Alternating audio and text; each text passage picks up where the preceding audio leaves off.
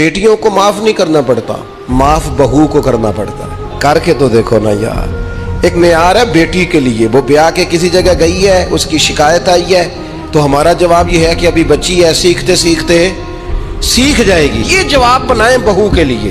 अगर वो गलती करे, उसकी सास शिकायत करे, उसका खामन शिकायत करे, तो ये बहू के लिए बोलें कि अभी बच्ची है, सीखते सीखते। ये बहू के लिए बात करें कि बच्ची है, सीखते सीखते।